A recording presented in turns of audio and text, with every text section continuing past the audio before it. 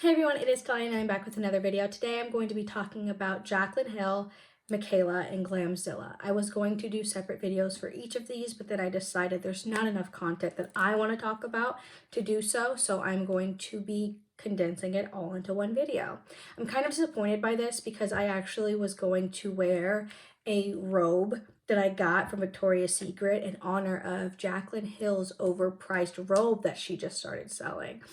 I don't doubt that the robe is probably really nice. I think it's called a get ready with me robe. I'm sure it is really nice, but I think it's kind of ridiculous to spend that much money on a robe. But that's just me. The first thing I want to talk about was Jaclyn Hill really quickly in a get ready with me video shading Kayla Nicholson's brand Cozy that she stole from, by saying, like, she was going through products that she was using and she was saying that the things were trademarked, the items were trademarked, and I found that very shady and really childish of Jaclyn. But then I thought about it, sat on it, because I saw a few people's responses to it, and I was like, no, Jaclyn's a mean girl.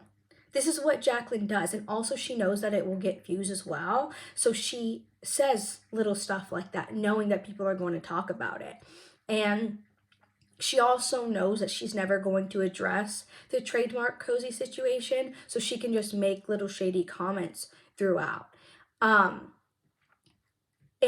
I just think that there's a lot of people that have their hopes up, that are thinking that, like, oh, I'll just comment enough times and hopefully if we all comment, Jaclyn is going to address the trademark situation.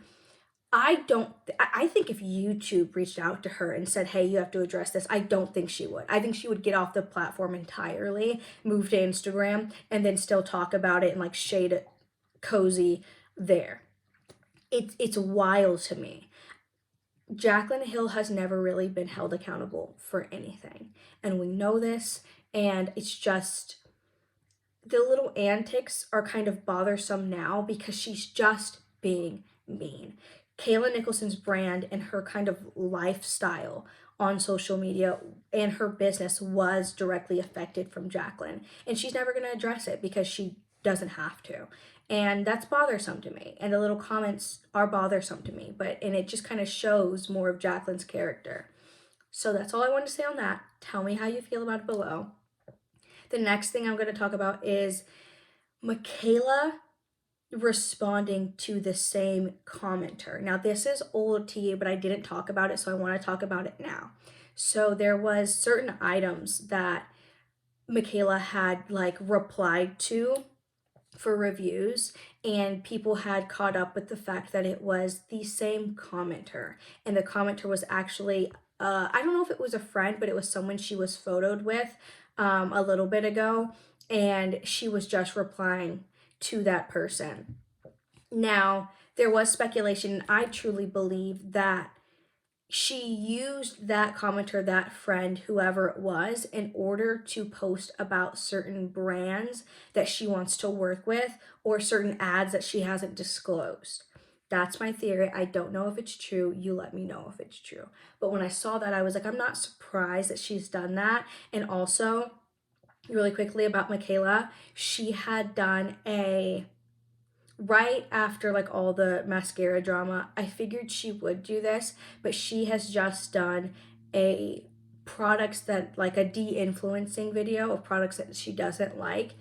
And I mean, it's not that I have a problem with that. I think it's just so predictable because a lot of people were doing it, but she knows that nobody really trusts her right now and that it would look good, but it just kind of looks a little phony to me personally.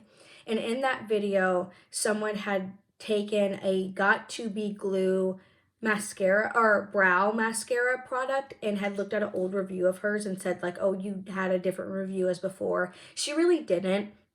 If you go back and look at the original video of the Got To Be Glued, like, I don't defend Mikayla, but she really had kind of the same review, that it worked really well, but it wasn't for her. It worked too well, actually, and it's not something that, like, she would really use like that. So I will give Mikayla credit there of just being like, I actually kind of had the same review, and she did address that to that person.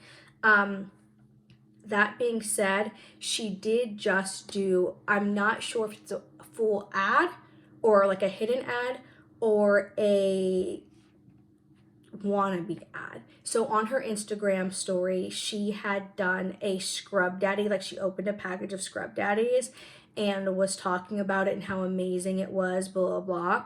And I do think that if it wasn't an ad, because it looked like an ad, she was like showing how to use a scrub daddy with the wand and the new attachments. She was saying like it's so good and she can't live without all this kind of stuff. And how they looked like she had her dog in it, like looking like he was playing with a toy. And it was all really cute, actually. And it wasn't supposed to be an ad, like it wasn't disclosed as an ad, but it did look like an ad. And if it wasn't, it kind of looks like she just wants Scrub Daddy to reach out to her and work with her. Now, with that being said, I don't really have an issue with posts like that. I really don't. Because if it is a brand that you truly love and you really do love all their brands, like I would love to work with Scrub Daddy. I love Scrub Daddies. So I really don't see an issue there with like posting in hopes of getting attention from brands. I think all influencers should be able to do that. Now, I would just say make sure that your reviews are 100% honest with those products or with some products, whatever. As long as you're kind of just transparent about the brand, I think, or like the items from the brand, I think it's okay. I think the ad was, or not so ad, allegedly, whatever, that it was kind of a cute brand ad, allegedly, and I don't have really an issue with it. Moving on to her best friend, Glamzilla. Now, I used to follow Glamzilla right before the Lash Gate situation happened. I really trusted Glamzilla, and then I saw her kind of in her comments, you know, and when she came back and stuff like that, she really does hype her up in the comments quite a bit. Like Glamzilla hyping up Mikayla in the comments quite a bit. And I kind of just realized like, you know, like this is kind of shady. And when I saw her kind of stand out for Mikayla, I decided to unfollow her because not that I didn't trust her, I unfollowed, to be fair, and I actually talked about this in another video of mine. I unfollowed every creator that I followed that was in support of Mikayla in the Lashgate situation. Call me shady, call me a baby, call me dramatic, whatever. I have the right to support who I want to support and not support who I don't want to support. And I didn't like that. And so I got rid of all the people that were in support of Mikayla because I don't care. I don't need those type of people in my life. If you don't see the phoniness that's going on with Mikayla, bye. Bye. I don't know what to tell you, but I don't need to follow you because you look a little bit more dishonest. So Glamzilla, as we all know, if you're probably watching this video, she actually had a TikTok of like, do you still trust TikTok influencers? And if so, tell me why. Like, stitch it. The stitch is taken down. Like, you can't repost it because she got dragged by another like beauty artist on TikTok. And it was a fantastic video. If I can find it, I'll link it. And I just really wanted to say, like, Glamzilla really is so shady. I never thought that she would be. That was one of the things that because there's another creator kind of similar to her content that I trust, and I can't think of her name. It's going to bug me. It is going to bug me, but I really, really like her, and I liked those two so, so much. And I thought that she would stay out of the drama, but she's calling other creators like names and stuff like that. And I just don't like that. Now that she's kind of associated with Mikayla and you're kind of seeing her true colors show out, and I don't like it. I don't like it. And so I'm not going to support her anymore, or I stopped supporting her, you know, a few months ago. But I just wanted to say, watch out. Watch out, because she's a little shady. She's a little shady. I don't like it. There was something else, but name calling to other creators, especially if they're in the beauty space, for no reason, and for just calling you out because you were wearing a filter in your video and you said that you weren't. And when I saw the fact that that girl had said in the video, like, she had done a screenshot, like a screen cap of her with the video and her having a filter on it, like Glamzilla having filter on it, I was thinking, like, I may not follow her anymore, but I never thought that she would use a filter. I never thought she would use a filter. And so I was just like so surprised. And I was like, yeah, I can't follow this person anymore. There's not even a chance of redemption for me. You know what I mean? Okay, moving on. Actually, no, that was it. That was it. I just want to talk about those few things. Wait, there was a thing with Mikayla that I wanted to address, but it's fine. It's more of the same. Just try and be careful. I have a hard time now still like scrolling past Mikayla's videos.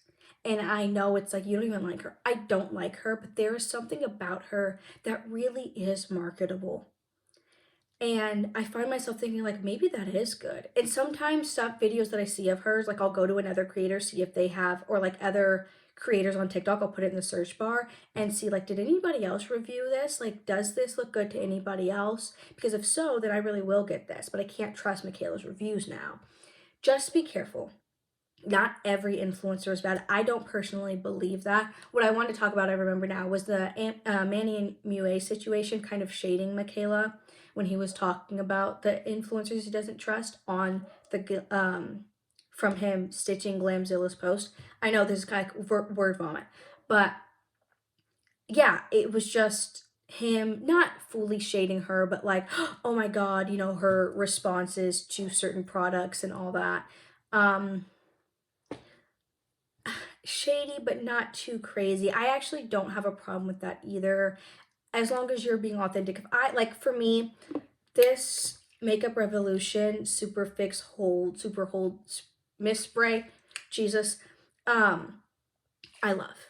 I wouldn't scream when I put it on my face, but it is my favorite setting spray of like all time, and I've only had it for a few weeks and I love it because I wanted to repurchase the NYX Radiant Glow because I really like the sparkles all over my face, but they don't have it in stores anymore. They only have it, or I think they have it in Target, but they don't have it in Ulta's anymore. You can only have it online. So I was so disappointed, but I wanted to try this spray, the one that looks like this, because Morphe has that type of spray, and then there's Patrick Starr has one, or One Size Beauty has one, so I wanted to try it, and this is $15 and it's fantastic.